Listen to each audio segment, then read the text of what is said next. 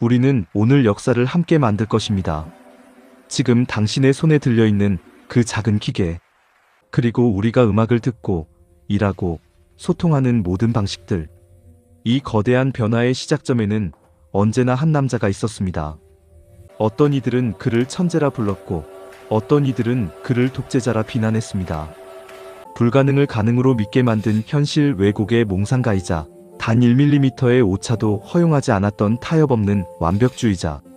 그는 단순히 물건을 파는 경영자가 아니었습니다. 그는 차가운 기술에 영혼을 불어넣고 싶어 했던 예술가였습니다. 입양아 출신의 차고지 발명가에서 자신이 만든 회사에서 쫓겨난 비운의 패배자, 그리고 다시 왕좌에 올라 세상을 바꾼 혁신의 아이콘이 되기까지. 이 이야기는 단순한 성공 스토리가 아닙니다. 끝없이 추락하고 기어이 다시 날아올랐던 가장 극적인 인간 승리의 기록입니다. 전설은 바로 이곳 작고 허름한 어느 집의 차고에서 시작되었습니다. 1976년 캘리포니아 로스 알토스입니다. 1955년 2월 24일 샌프란시스코. 한 남자아이가 태어났습니다. 하지만 아이는 생모의 품이 아닌 입양기관을 거쳐 폴 잡스와 클라라 잡스 부부의 품에 안기게 됩니다. 스티브 잡스라는 이름은 그렇게 세상에 등장했습니다. 그의 어린 시절을 관통하는 가장 거대한 감정은 두 가지였습니다. 하나는 친부모에게 버려졌다는 상실감, 그리고 또 하나는 양부모에게 선택받았다는 특별함이었습니다.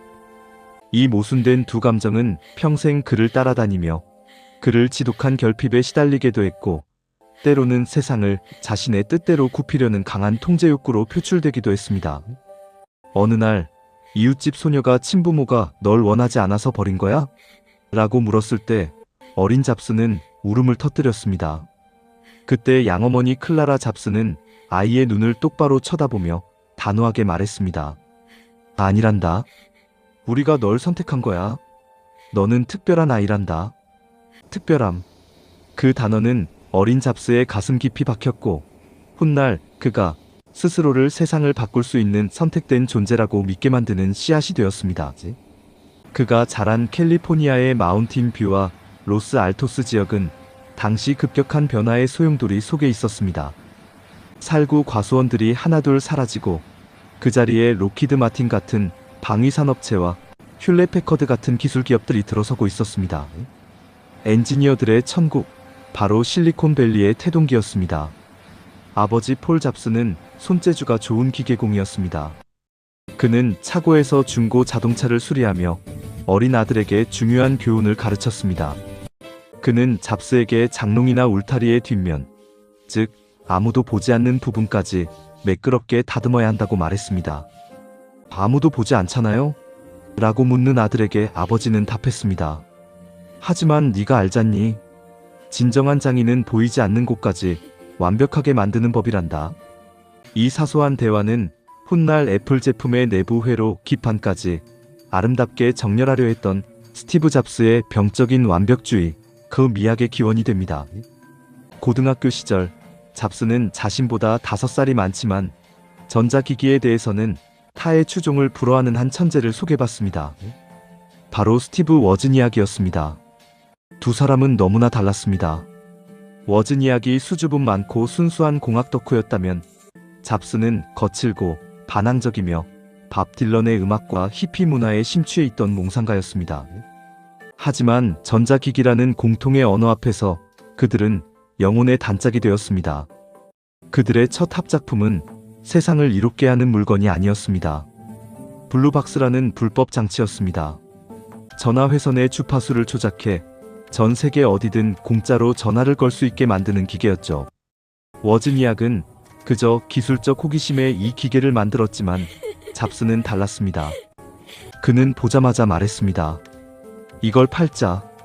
그들은 기숙사를 돌아다니며 블루박스를 팔았고 심지어 교황청에 장난 전화를 걸기도 했습니다. 이 위험한 장난을 통해 잡스는 놀라운 사실을 깨닫습니다.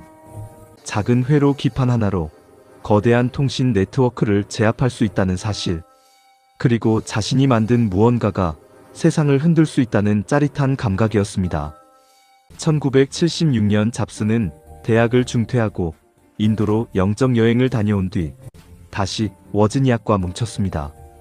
당시 워즈니악은 키보드와 모니터를 연결할 수 있는 혁신적인 회로 기판을 개발했습니다. 워즈니악은 그저 도면을 무료로 나눠주고 싶어 했지만 이번에도 잡스는 그를 막아섰습니다. 우리가 회사를 차리자. 돈은 없었습니다. 잡스는 자신의 보물 1호였던 폭스바겐 마이크로버스를 팔았고 워즈니악은 아끼던 HP 공학용 계산기를 팔았습니다. 그렇게 모은 자본금 $1,300. 그들은 잡스의 부모님 집 차고에 짐을 풀었습니다. 역사상 가장 위대한 IT 기업 애플 컴퓨터는 그렇게 탄생했습니다. 당시 잡스의 나이 21살, 워즈니악은 26살이었습니다. 차고는 좁고 더웠습니다. 가끔은 잡스의 아버지가 텔레비전을 크게 틀어놓아 작업이 방해받기도 했고 어머니는 낯선 손님들이 올 때마다 차고 문을 닫아주며 눈치를 봐야 했습니다. 하지만 그 좁은 공간에서 잡스의 눈은 이미 미래를 보고 있었습니다. 그들은 첫 번째 제품 애플1을 조립했습니다. 나무 상자에 담긴 투박한 기계였지만 잡스는 동네 컴퓨터 가게인 바이트숍을 찾아가 특유의 설득력으로 납품 계약을 따냅니다. 그는 맨발에 찢어진 청바지를 입고 있었지만 그의 눈빛만큼은 이미 거대 기업의 CEO처럼 빛나고 있었습니다. 우리는 이것을 훗날 현실 왜곡장이라고 부르게 됩니다. 불가능해 보이는 목표를 제시하고 타인을 최면 걸듯 설득하여 기어이 그것을 현실로 만들어내는 잡스만의 마법. 그 마법이 차고 안에서 피어오르기 시작했습니다. 이제 세상은 두 명의 스티브가 만든 이 조잡한 기계가 어떻게 인류의 삶을 송두리째 바꾸게 될지 전혀 짐작하지 못하고 있었습니다. 차고의 몽상가들이 쏘아올린 작은 신호탄, 전설은 그렇게 시작되었습니다. 차고에서 시작된 작은 불꽃은 순식간에 거대한 화염이 되어 세상을 덮쳤습니다. 애플의 두 번째 작품, 애플2가 전례 없는 대성공을 거두었기 때문입니다. 컬러 그래픽을 지원하는 최초의 진정한 개인용 컴퓨터. 사람들은 열광했고 애플의 주가는 하늘 모르고 치솟았습니다. 1980년 12월 애플이 주식시장에 상장되던 날 25살의 스티브 잡스는 하루아침에 2억 5천만 달러, 우리 돈으로 수천억 원의 자산가가 되었습니다. 어제까지만 해도 맨발로 사무실을 누비던 히피 청년이 포브스지가 선정한 미국 최고의 부자 명단에 이름을 올린 것입니다. 그는 역사상 가장 젊고 가장 매력적이며 동시에 가장 위험한 억만장자가 되어 있었습니다. 하지만 부와 명예는 잡스의 갈증을 채워주지 못했습니다. 그는 알고 있었습니다. 애플2의 성공은 천재 엔지니어 워즈니악의 공로였지 자신의 온전한 작품이 아니라는 것을 말이죠. 잡스는 증명하고 싶었습니다. 단순히 기계가 아니라 사람들의 영혼을 울리는 예술 작품을 자신의 손으로 만들어내고 싶다는 강박에 시달리기 시작했습니다. 그는 처음에 리사라는 프로젝트에 모든 것을 걸었지만 독단적인 성격 탓에 경영진과 충돌하며 자신의 프로젝트에서 쫓겨나는 수모를 겪습니다. 분노한 잡스의 눈에 들어온 것은 회사 구석에서 제프 레스킨이라는 엔지니어가 조용히 진행하던 작은 프로젝트였습니다. 프로젝트명 매킨토시. 잡스는 즉시 이 팀을 장악했습니다. 그리고 선언했습니다. 해군이 되느니 해적이 되는 게 낫다. 그는 매킨토시 팀이 있는 건물 옥상에 실제로 해적 깃발을 내걸었습니다. 그것은 거대해진 애플이라는 조직 안에서 관료주의에 저항하고 혁명적인 제품을 만들겠다는 선전포고였습니다. 잡스는 팀원들을 극한으로 몰아붙였습니다. 주 90시간 근무하고 기뻐하라 라는 문구가 새겨진 티셔츠를 입고 그들은 밤낮 없이 일했습니다. 잡스는 그들에게 단순히 컴퓨터를 만드는 것이 아니라 우주에 흔적을 남기는 일을 하고 있다는 사명감을 심어주었습니다. 그는 제록스 연구소에서 훔쳐보았던 그래픽 사용자 인터페이스와 마우스라는 기술을 가져와 매킨토시를 통해 완벽하게 구현해냈습니다. 화면의 아이콘, 서체의 아름다움, 창이 열리고 닫히는 느낌 하나까지 잡스는 집요하게 파고들었습니다. 엔지니어들이 그건 불가능합니다라고 말할 때마다 잡스는 차가운 눈빛으로 그들을 응시하며 말했습니다. 아니, 자넨 할 수 있어. 그냥 해. 그의 현실 왜곡장은 팀원들을 탈진하게 만들었지만 동시에 그들 스스로도 믿지 못했던 기적 같은 결과물을 만들어내게 했습니다. 회사가 커지자 잡스는 전문 경영인의 필요성을 느꼈습니다. 당시 펩시콜라의 사장이었던 마케팅의 귀재 존 스컬리가 그의 목표였습니다. 하지만 스컬리는 굳이 잘 나가는 펩시를 떠나 신생 기업으로 올 이유가 없었습니다. 수차례의 거절 끝에 잡스는 스컬리의 눈을 바라보며 도발적인 질문을 던집니다. 이 한마디는 경영학 역사상 가장 유명한 스카우트 제의로 남게 됩니다. 설탕물이나 팔면서 남은 인생을 보내시겠습니까? 아니면 나와 함께 세상을 바꾸시겠습니까?